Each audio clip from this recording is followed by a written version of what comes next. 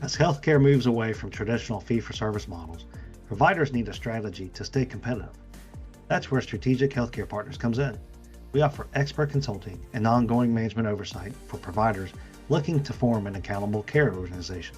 From financial feasibility analysis to helping you choose the right ACO in a crowded market, SHP provides the clarity you need to make informed decisions and transition to value-based care. Learn more at shpllc.com.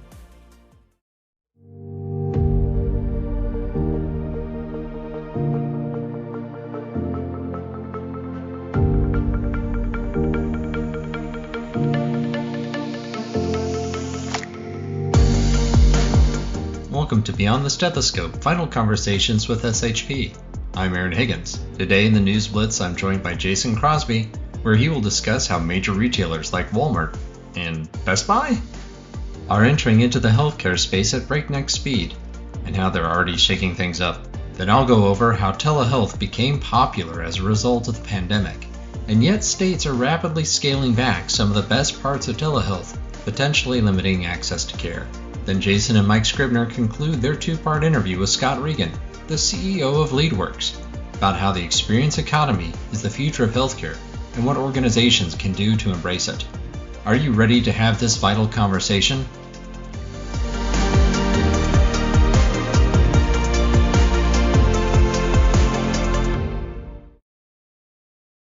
Hi, Jason. Hey, Aaron. Good to talk to you again. Yeah, good to see you. So what headlines do you have for the News Blitz today?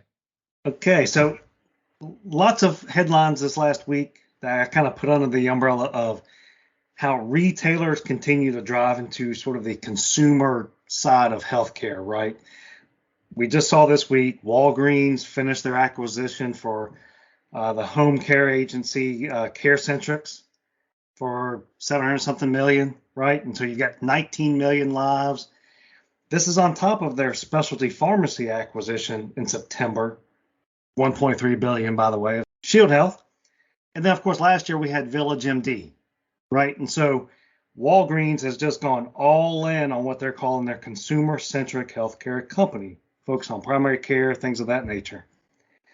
This is on top of CVS purchase of Signify Health, and of course, Best Buy even getting to the action, purchasing a platform agency called Current Health. So I just found that very interesting. And then Walmart, everybody's retailer of choice, right? Well, here they are with Walmart Health, and they just launched in the headlines this week, Walmart Healthcare Research Institute, to focus on clinical trials with regards to equity and drugs for chronic care conditions, right? And so here they are. This is after launching Walmart Health, purchasing MeMD, My Health Journey, insulin drugs, things of that nature. And so in this last week, we've seen the retailers just step up the game in this arms race known as, home-based care. And so it's really neat to watch that evolution, I thought, and who knows what this next year will bring. So that's my headlines for this week. I can imagine going to Best Buy, get an iPad, get a new TV, and get your blood pressure checked and your flu shot. Is that kind of the world that we're headed towards? Isn't it something? I tell you, some of it makes sense, right? That 90% of Walmart's customers live within 10 miles of a Walmart. And so that logic makes sense. It's just, wow, the amount of money is astounding. Yeah, it's an interesting diversification of their traditional retail portfolio. Really Talk about disruption, right? Yeah. Well, and speaking of disruption, my headlines today are about telehealth, which is kind of in that same wheelhouse, right? So during the pandemic, we saw a rapid expansion of telehealth medicine, with emergency declarations made, really knocking down the walls and the barriers to telehealth in the United States. And a recent J.D. Power survey showed that 94% of telehealth patients would use telehealth again. That number is staggering. And why I bring this up? Well, so the patients are obviously, they want telehealth. They love the fact that telehealth has opened up access to providers and specialists that they previously weren't able to get access to, or It was complicated to get access to, those in rural areas could avoid having to drive in. I live in a suburb, and there are some specialists in the city that it could take me easily 45 minutes to get to on a normal day. So telehealth is a great option for me, because then I don't have an hour and a half, 2 hour round trip just to go see a specialist. But kind of on the heels of that JD Power survey is changes happening to telehealth. A lot of states are cranking back the requirements. They're rescinding their emergency declarations. And so now access to telehealth is getting complicated yet again. So we're kind of living in this dichotomy of more and more patients want telehealth, but states are now making it more and more complicated to receive that sort of care. 40 states have ended their emergency declarations around telehealth, and that's huge. So here we have 94% of patients who've done telehealth want to continue to do telehealth, but 40 of the 50 states are making it harder. It's going to end up, I think, being something that Congress has to fix, because we're going to then end up with a patchwork of telehealth rules.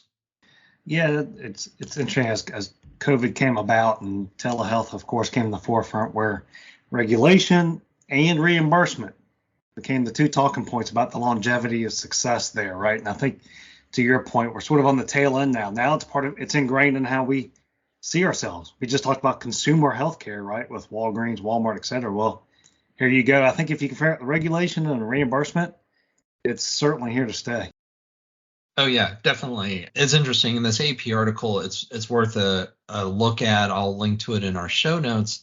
You have people who are renting apartments in other states purely to continue the telehealth visits with the clinicians that they desire. So they can go to that state and be physically in that state, even though they're not going physically to that clinician's practice. So that's wild to me. It shows that telehealth is here to stay. Its presence is only going to grow. It'll be interesting to see it coupled with the expansion of these retail stores going into the space too. You could go to a Walmart potentially and telehealth to another doctor who's in a different state. And maybe that's a loophole. I think all this is going to come together. Okay, Jason, I think that brings us to the end of our News Blitz. We have the second half of our interview with Scott Regan coming up, I think. Yes, a continuation. If you listen to part one previously, we continue that conversation. So for all the administrators listening, some very insightful input by Scott, who's been there, done that on the marketing front. Looking forward to the discussion we'll have. I am looking forward to it. Alrighty, thank you, Jason.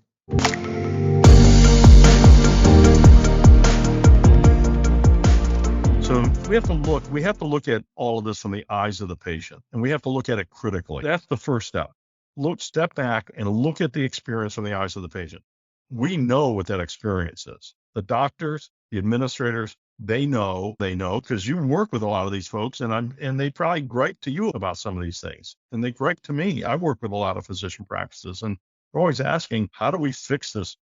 The check-in process here. Our check-in process is a mess. It's actually easy to fix if you want to fix it, but fixing it requires to train people to do things differently, and that's where we always fail. People like to go back to the way the things were because they're comfortable with it, and it's easy for them. May not be good for the patient.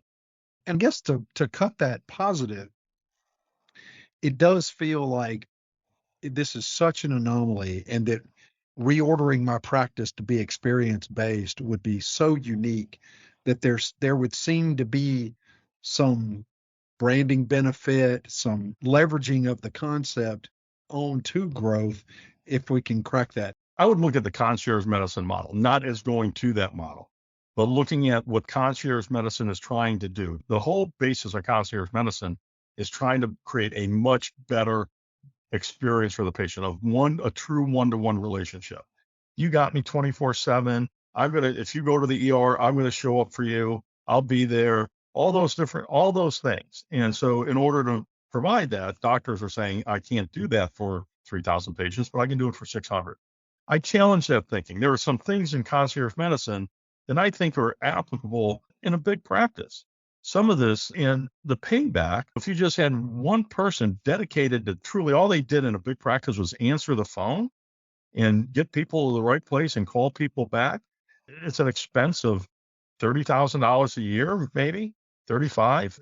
But the reward is probably huge just by being able to have that kind of personal experience that somebody's calling you back in 10 minutes. Sorry that you got voicemail, or they get a live person on the phone. But can we take the best of what concierge medicine has to offer and integrate it into a large practice doesn't want to go the concierge route? And I think there are ways to do it.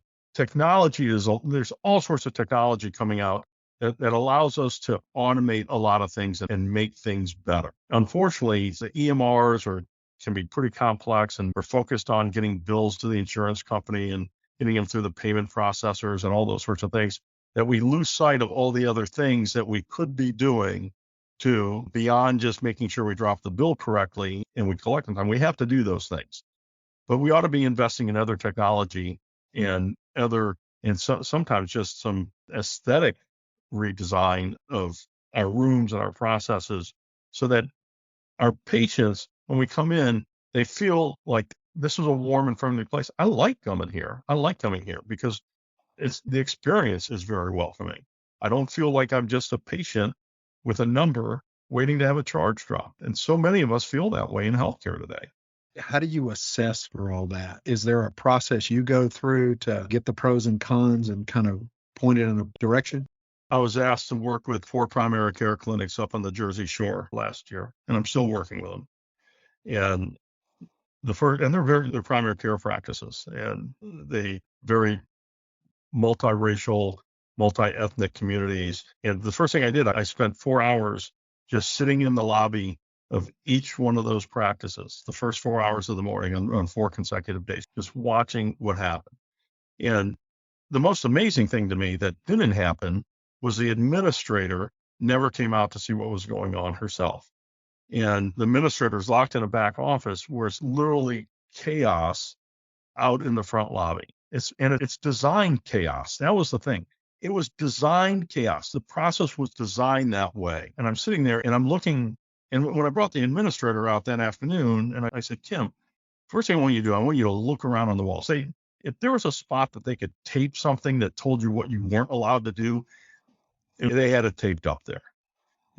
As of this date, you can no longer give us checks. As of this date, you have to sign in on this table over here. Do not come over here if you don't have your proper paperwork. All this negative stuff. There's this vibe of, oh my God, it's like, we really don't want you here. It was on the glass in front of the check-in people. It was on the walls. It was everywhere. There's these hand typed, and a lot of them had grammatical errors. It's just pounding it out on Word and printing it off on their computer, and they're sticking it up on a wall. I said, what's the impression you get here?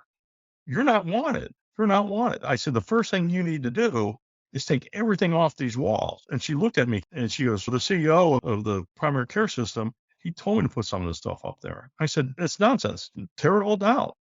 And I challenge the thinking that the CEOs wanted you to cover this wall up, every wall and every window, every door with negative messages that pretty much tell the patient, you're a pain in the butt. Our life would be easier if you didn't come in than if you did.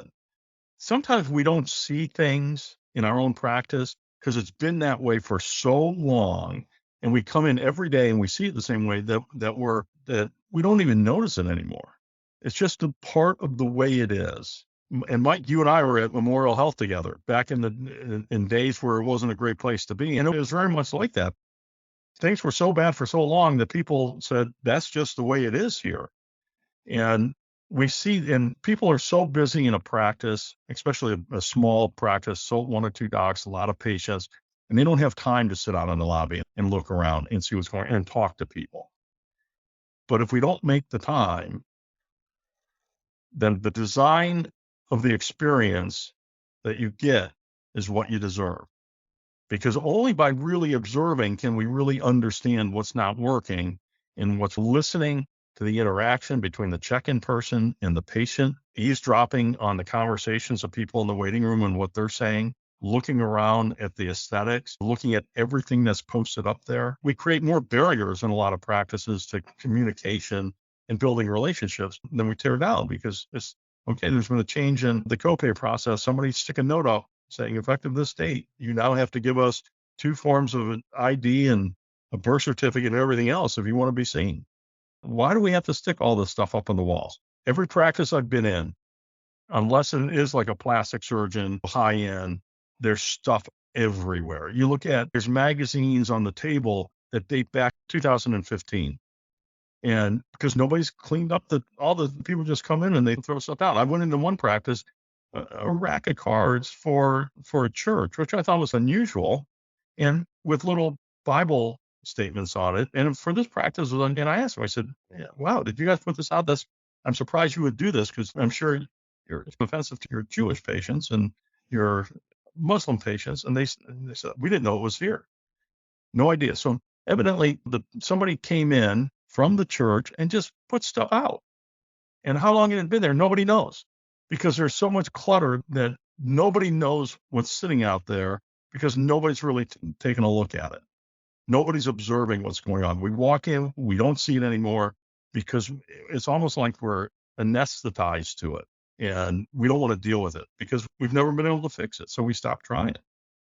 And I think what's embedded in what you're saying is that it's the constant seeing it from the eyes of the patient or the patient's family perspective rather than the administrative flow that has to occur to run a practice in the first place, right? Oh, absolutely. The administrators that I've worked with, and I'm sure you've seen the same thing, Mike, running a practice is tough work. It is hard today. It doesn't matter what specialty you're in, it is tough. And, you're fighting insurance companies, you're fighting the hospital on patients you sent or call coverage, whatever. There's all this stuff going on. That the last thing that gets taken care of is really the observational piece, really spending time to be aware of the experience that you've created or not created in your practice. And we've got to figure out how to carve time out of the day. I'll tell you what, the number one thing that any administrator could do right now, that would be a huge benefit, spend 1 hour every day sitting in the lobby. Just sit there and watch. Don't be checking emails on your phone. Don't sit there with your laptop, pounding out some correspondence or checking the billing status and TriZetto. Just observe. In that 1 hour, you'll learn so much. And most of you will just, as Kim did when I had her sit with me, she was appalled. She said, I really can't believe this has been going on under my watch. And I've been oblivious to it. The next time I went up a month later, then before I even got to the practice, I said, I'm calling you just to let you know I just got off the airplane. Scott, come to my practice first. I can't wait for you to see it. It was clean. It was neat. She actually came in on a weekend and bought her own paint and brush and painted the walls because she didn't want to wait. She didn't want to even get approval for it. Once I pulled everything off, the tape ripped the paint off and you could see where things were taped. So I came in with my husband and we painted the walls. And there's a huge difference in appearance right off the bat. She still had a long way to go, but boy, I tell you what, now she was aware. She was aware of this whole environment that her patients were being subjected to and the really bad experience.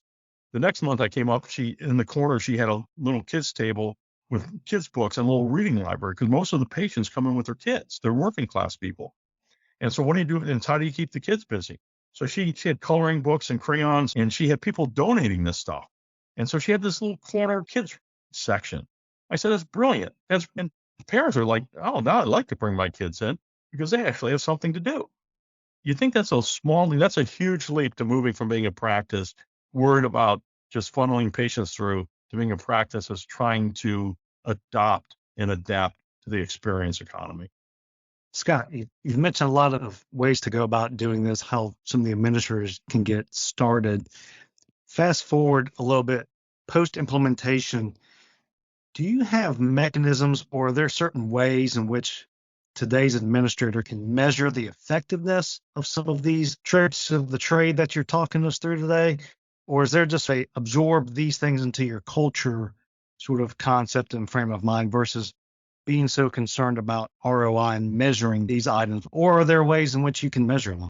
I think the best way to measure it is looking at patient volume and revenue, because I think this drives it. I really do. And I don't think this is just touchy-feely stuff. Without a doubt, if you have a great experience, people are going to tell others, are going to refer, they'll come back more often, especially if you're in a more of a cash environment where you have a spa or you're doing laser treatments.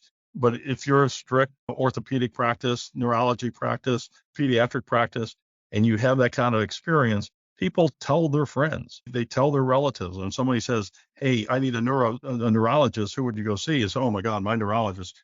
Unbelievable what they do for you. Let me tell you. And versus the one that says, oh, my neurologist, don't anywhere but there. So word of mouth marketing is still, and always will be, the best form of marketing in healthcare. And I don't care how many billboards you put up or radio spots or specials you run or events you do, that word of mouth referral is absolutely critical. And if we want more of those, we have to deliver not just great quality, but we also have to deliver a great experience.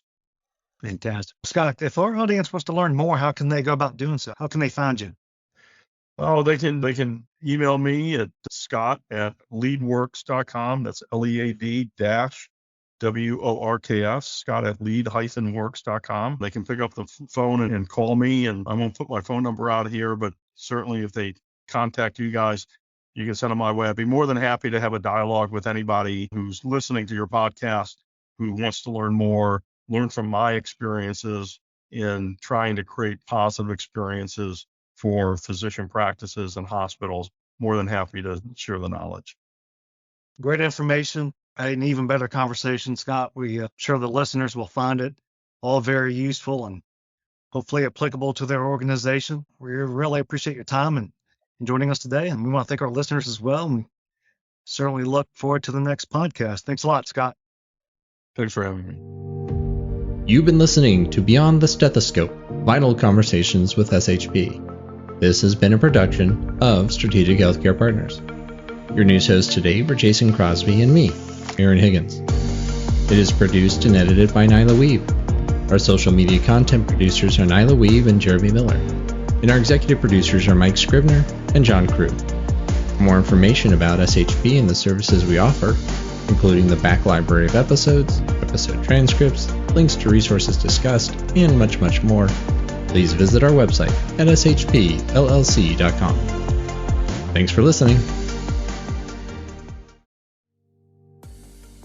You already know that understanding your data is key to improving patient outcomes and financial performance. But how? At Strategic Healthcare Partners, our analytics services help turn your EMR and other data sources into actionable insights. From identifying areas for improvement to guiding you through implementing changes, SHP supports you every step of the way. Our performance analytics service dives even deeper, providing custom reports that help you stay ahead in the transition to value-based care. Unlock your data's full potential with SHP. Learn more at shpllc.com.